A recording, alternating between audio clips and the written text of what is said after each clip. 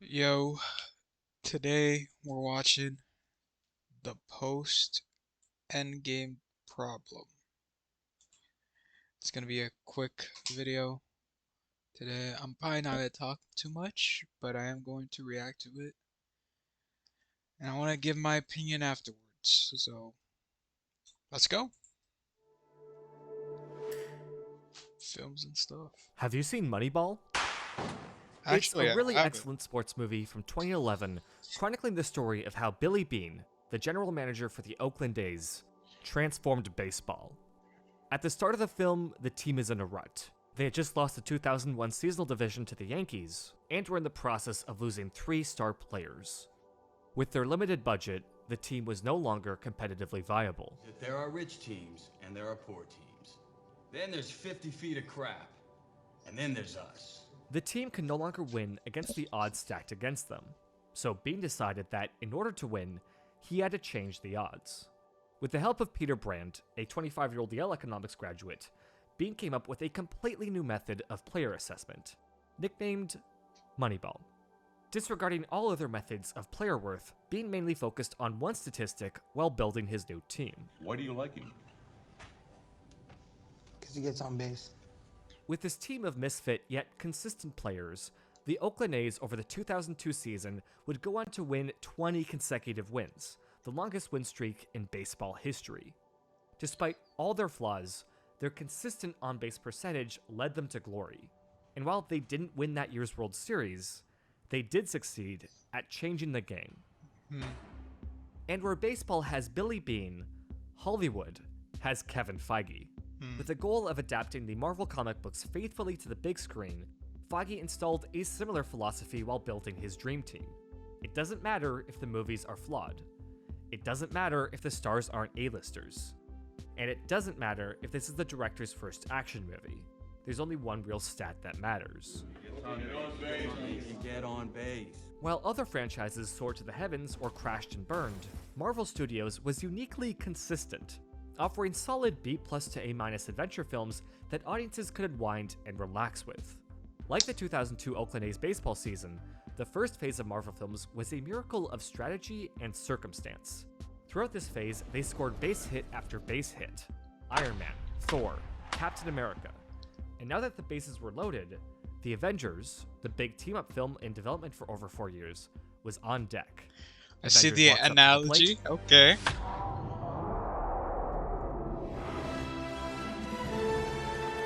The Avengers was a hit. Oh yeah, It was a hit unlike anything the industry Oh, had man. seen. I didn't And watch not it in only theaters, was it a so. hit, but people loved it. They loved this world and these characters, and they wanted to see more. Yeah. And so we did. Iron Year Man- after I year, saw Iron 2 to Man 3 3. times each. Oh my god, Iron Man 3. I fell asleep through that movie. Thor: The Dark World. I also that movie I did not fall asleep, but it was painful. It was painfully forgettable. Captain America: The Winter Soldier. I saw that in theaters. That was great. That was great. We would come back Guardians of the Galaxy. That was my first favorite Marvel Cinematic Universe film that I loved, bro. I loved Guardians of the Galaxy 1. That is in my like top movies of Marvel. Still, For that to this day, form Marvel consistency. Avengers: more Age times of they go- Ultron. I fell asleep. Here's a common occurrence. I fell asleep through these movies, but I still go to these movies. I really loved superhero movies, and I still, tend to go to superhero movies once in a while, especially with Marvel. I don't watch the Marvel shows now, though. I don't be watching that shit after what's that show? Trying to think. Oh my god. Oh, Moon Knight. After Moon Knight, I stopped watching, which was also very recent, but I didn't watch She-Hulk. I also didn't watch Hawkeye that much. I'm probably not gonna watch both of those shows. Ant-Man, it's Got alright. on base, First the Ant-Man more we was grew alright. to Civil War was great. Oh my god, that was great also. Oh my trust them. god. We knew that we had to see all of them to catch all the Easter eggs, to see how our favorite characters would interact when Thor they finally Ragnarok was crossed a good paths, movie, and to see where this big but But I feel like after Civil War, each Marvel movie felt like a bridge. Like, yeah, of course, the whole entire universe is a bridge, but each Marvel movie felt like the bridge to End or Infinity War slash Endgame. You know, they didn't feel like concise. They didn't feel like how they were at the beginning, where like they just started out. You know, they were just beginning. Now that, Big grand but story yeah, was like heading. it was And just there a was an endpoint it was whole. heading to, as the Yeah. self-called Infinity Saga came to a close with the release of Avengers Endgame, Mm-hmm. where we got a fitting conclusion to the characters that God. made us fall in love with this world in the first place. I'm gonna. There were I don't other have home runs. no shit. Oh, this fucking. This was fantastic when I saw this in theaters. I have no shame, bro. Endgame, I cried. It was a combination of years of watching this franchise grow, and oh my god, did it succeed my expectations? And I'm so happy. Infinity War, that was also great. Now I'm hopeful for DC's return, bro. I'm hopeful that DC now has James Gunn to lead the way to get it to where Marvel is now, you know? I cannot wait when that happens. I assure you, I cannot wait. Before Endgame, but the way that film hit when it did, Oh, well, it yeah, I was one of did. my favorite movie-going experiences of all time. Same. It's truly a movie built by the ones before it. Yeah. A story that stands on its own, yet rewards the viewings of the hits and even misses that came before. It's the movie that finally fulfilled the mission statement laid out by Iron Man all those years ago. It's one of my favorite Marvel movies, hands down. By the way, I'm despite some beating loose ends, for a bit. could easily serve as the Just letting ending y'all to know. this entire universe. Fucking hungry. And in many ways, it was. I mean, it was immediately followed up by a mediocre Spider-Man movie, but after that, Okay. the future of Marvel for the Far From Home was not that mediocre, okay? I mean, it was, but it wasn't at the same time, you know? first time was uncertain. And right when this new phase was about to get started, the blip happened, and our world kinda went to shit, which meant no Marvel for over a year. While Oh, some yeah. escapism would have certainly helped during this time, that break from Marvel really cemented how impactful an ending Endgame was. What more do you need to tell when you've finally said goodbye?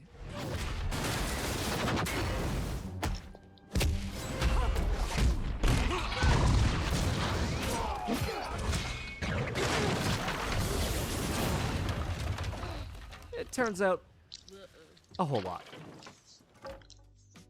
If the last phase of Marvel was all about building to one big conclusion, this condensed fourth phase has taken the exact opposite approach, using the grand climax as a jumping off point to branch off into countless unforeseen directions.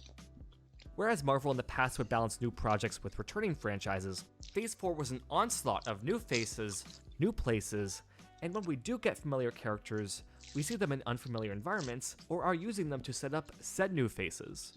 It's the 4-year trial and error process of Phase 1 crammed into 2 relentless years. Now that we're finishing Marvel's most exhaustive phase ever, I thought it would be important to assess how this new direction has been going so far, and to highlight the shortcomings of these productions in the hopes that Marvel can tell the best versions of these stories they can. Before I begin, I do want to preface that I still very much enjoy the MCU. Each of these productions have been fun and entertaining and for the most part proved to be worth their time. However, I would be lying if I said that I'm as enthusiastic for this phase of Marvel projects as I was in the past for the Infinity Saga, and I do think that with this new direction, part of the magic that defined Marvel Studios has been lost in the process. This is not a review of each MCU production in Phase 4, but instead a review of how they all come together to form a larger cohesive story. A critique of how Marvel maintains a universe. Yeah, Phase This- 4 was dog shit. It wasn't good by any means. It was inconsistent. It was more like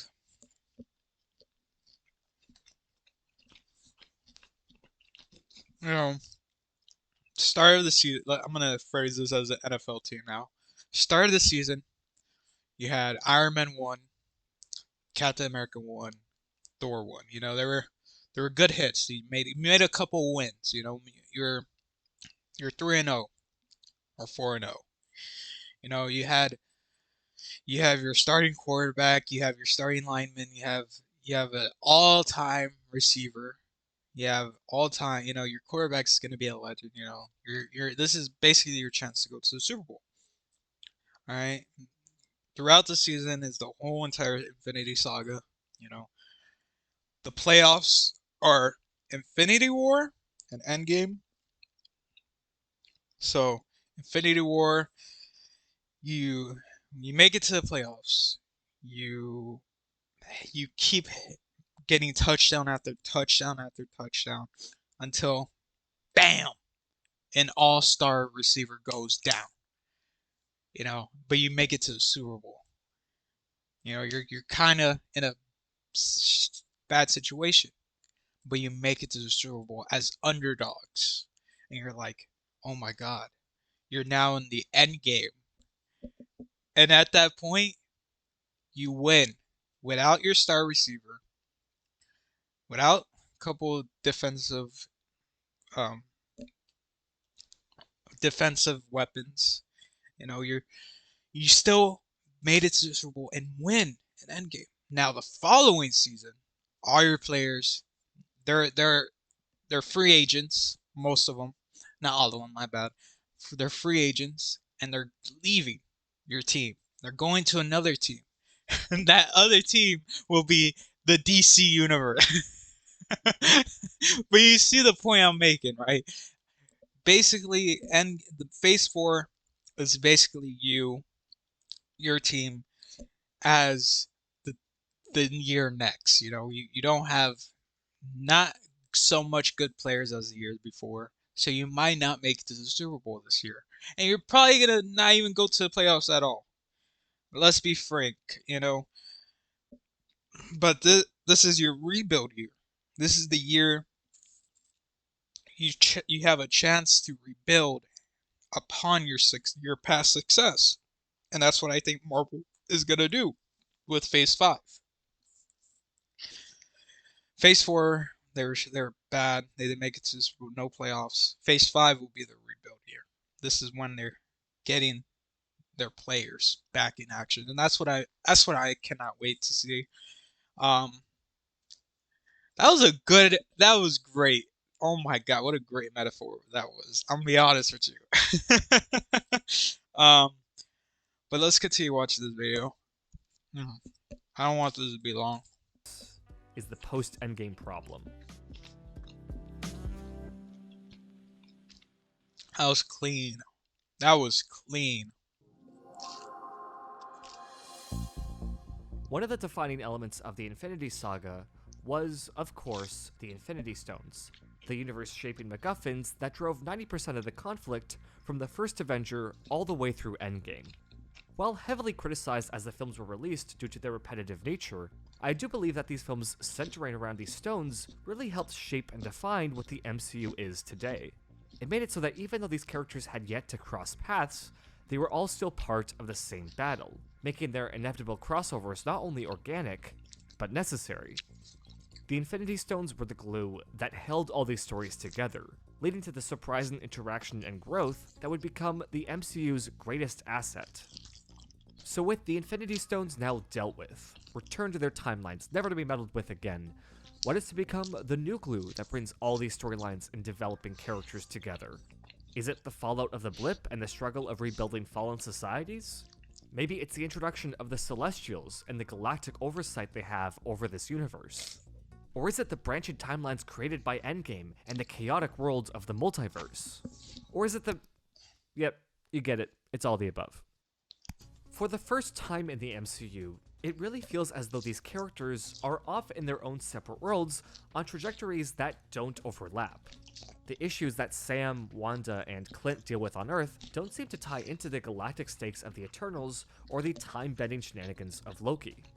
This, of course, inherently isn't a criticism. In fact, I would say the biggest strength of Phase 4 so far is the sheer diversity of stories being told. For casual viewers not strictly following along, Phase 4 has taken on a trail mix approach. With such a variety of tastes, we can now pick and choose the stories we want to follow. But this individuality comes at a price I imagine will be very problematic going forward, and that's the lack of cohesion. For instance, I enjoyed the characters in Shang-Chi and Eternals, but I can't imagine them teaming up for a shared adventure anytime soon. They both seem to be on fixed paths, wrestling with their own demons, with no care for what the other is going through. The magic of Marvel isn't just these characters on their own, it's also how they come together. Marvel really hit their stride when they started mixing and matching the heroes in their solo projects, bringing in Black Widow for Winter Soldier, Hulk for Ragnarok. Civil War works as a standalone Captain America film and an Avengers film at the same time. It's clear to me that these characters work best when they're together. It wasn't just that these characters interacted, but that the consequences of each character's storyline led into the greater narrative. The destruction of S.H.I.E.L.D. and exposing of Hydra and Winter Soldier established the stakes for Age of Ultron. The endings to Ragnarok and Black Panther set the stage for Infinity War. And pretty much all of Phase 3 was a response to the events of Civil War. The overlapping storylines and filmmakers building on each other's narratives are what made Marvel a universe. But in the era of the multiverse, it seems this technique is being abandoned. Eternals ends with the biggest stakes event in this universe save for Infinity War. The entire world is nearly destroyed, and at the end, a giant fucking celestial comes right up to Earth to threaten the planet. This is a universe-altering moment, and yet we only see it from the Eternals' perspective, because this conflict only concerns them. Everyone else only needs to deal with the conflicts in their own narratives. The films and shows try to connect the stories, but they only manage to do so through name drops and quick cameos. In almost every subsequent release, Steve Rogers and Tony Stark are brought up and have their absence mentioned. So now that Captain Rogers and Iron Man are both gone, who do you think is going to lead the Avengers? I could lead them. But instead of making the universe feel connected, it only goes to highlight how much we miss anchor characters like those two, and how lost the MCU can feel without them. This all leads to one big question. Where is this all heading? That's a question necessary for all stories, as we want to know whether our 2 hours or 8 episodes of investment will be worth the payoff. And perhaps these stories aren't building to some big grand conclusion. Maybe they're just telling their own self-contained stories like the vast majority of films and television we see. In which case, great. However, just like every other film or television show, these stories need to lead to their own satisfying conclusions and character arcs that incentivize us coming back. And, yeah, about that.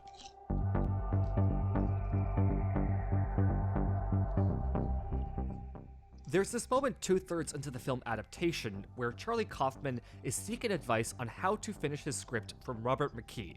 You know, the dude that every video essayist references? Anyway, the nugget of advice that McKee gives Kaufman to finish his script is to nail the third act. You can have flaws, problems, but wow them in the end, and you've got a hit. The first phase of Marvel films is a testament to this advice. As one large story, it isn't perfect. There were some major stumbles in the setup films, but they wowed us in the end, and that's all that matters. Not only do I believe this advice, but I believe the inverse is true.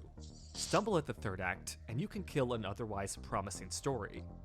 And when it comes to Phase 4 stories so far, nearly every single one of them has started out promising with an interesting hook, only to trip and faceplant right at the finish line, falling back on outdated tropes Marvel should be far away from at this point.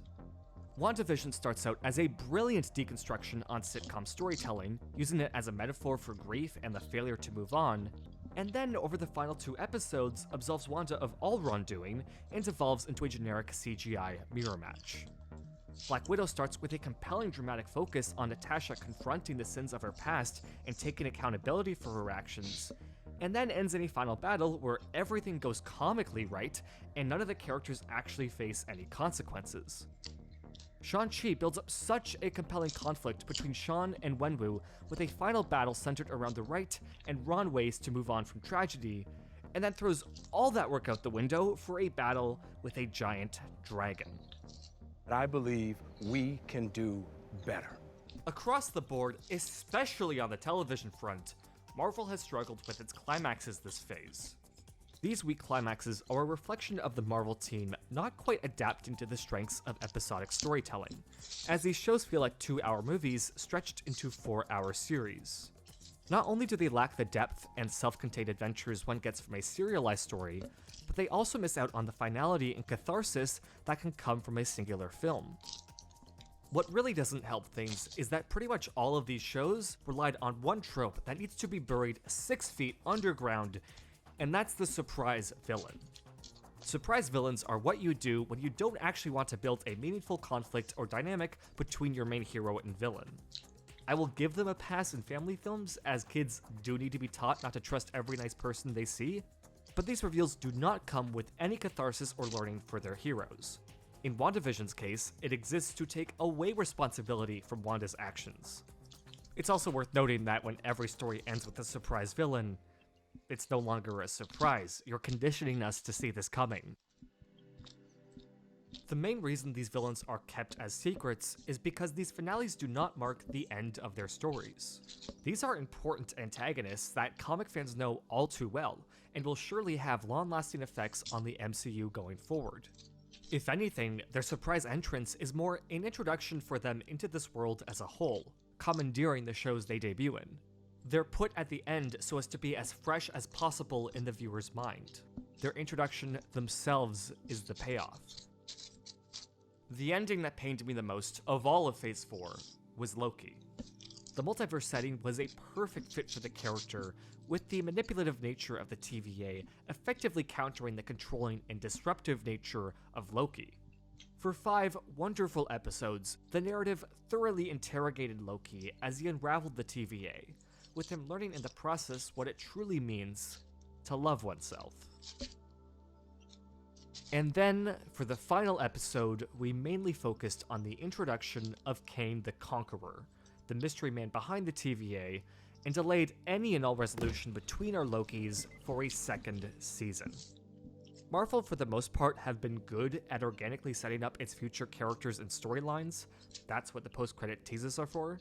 But here is a story stopping dead in its tracks to set up an antagonist for a completely separate film, Ant-Man and the Wasp: Quantumania. Or as I like to call it, Ant-Man and the Wasp. This could potentially work if all these characters were crossing paths in an upcoming Avengers project, but they all seem to be in their own lane, meaning these stories must be satisfying on their own. The stories Marvel told in Phase 4 have been fun, entertaining, and often exhilarating, but few of them have been truly satisfying, which becomes a real issue when it comes to their frequency.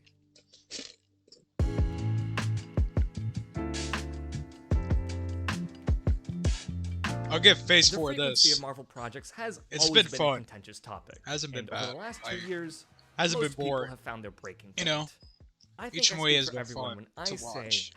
this Or is show. too much. It isn't healthy to absorb this much content from one source. Disney has always structured their releases so as to be the main studio audiences will flock to when they go to the movies or watch a television show. But now it seems they are trying to achieve this with the MCU alone. They've actually reached a point where the hype machines seem to be overlapping and cannibalizing each other. Loki took a lot of attention away from Black Widow's release, the Multiverse of Madness overshadowed the Moon Knight finale, and No Way Home hype completely drowned out discussions for Eternals and Hawkeye.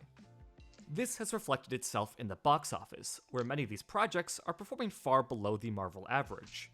Obviously, the blip hurt everything, but other studios have mostly recovered to pre-blip attendance numbers, and No Way Home shows us that MCU event films are stronger than ever.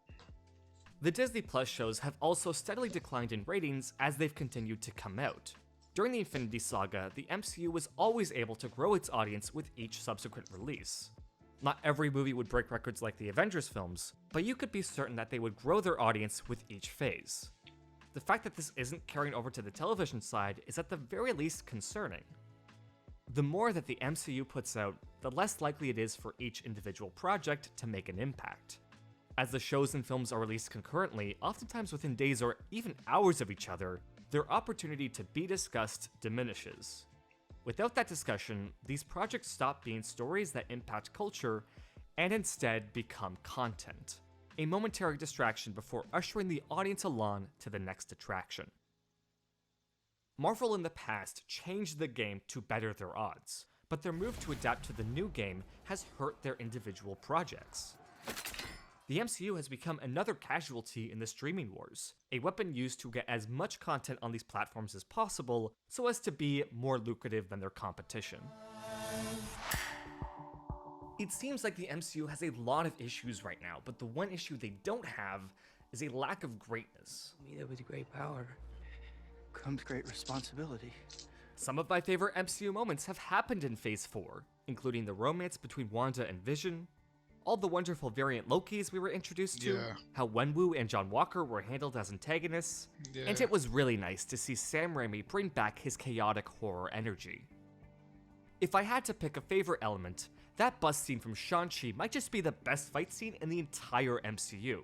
And while many Phase 4 projects missed the mark, it's undeniable that No Way Home was a smash success. Where the spin-offs have struggled, No Way Home excelled, reaffirming that Marvel is at its best when it brings its heroes together.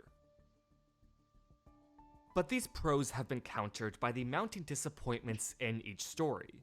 Not just the anticlimactic third acts throughout, but also their over-reliance on comic relief, the subpar color grading and compositing, and the complete lack of an overall direction or connecting theme. The pros become less exciting when other Marvel films or blockbusters do them better, and the cons begin to compound as their persistent frequency makes them way more noticeable. Phase 1 wasn't perfect, but due to Marvel's planning and patience, it was greater than the sum of its parts. And Phase 4 is a collection of disconnected, entertaining, yet frustrating parts. In conclusion, go watch Moneyball. It's a very good movie. I will watch Moneyball. What a good video essay, man. Well, that was an absolute beast of a video. I don't think I'll be covering an entire phase of Marvel projects anytime soon. Though of course, I'm always down to cover Marvel, and if you want to see those videos, make sure to subscribe and check out my Marvel videos, right here.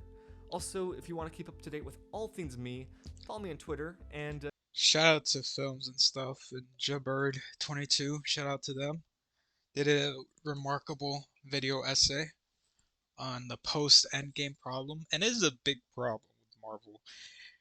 They need to get their stuff together, man, before DC can come back. I'm telling you, man, this next decade, they better pray DC doesn't come back from the dead, that they don't want to count DC out yet, and I can't wait for DC to run with its legs, man. I can't wait for it to be successful again, man. Especially, oh my God, if they bring Darkseid. Oh my God, if they bring Darkseid. They already did with Zack Snyder, but that was that was his vision. I just wish they bring it back to Infinity War scale level. That would be a great story, bro. Oh my God, that would be a great story. But anyways, this is about to be a 30-minute video, and I'll talk to y'all later. I'll record a reaction probably later. Oh, a new A&P video. I'll record one probably later today. But yeah, I'll talk to y'all later. Peace.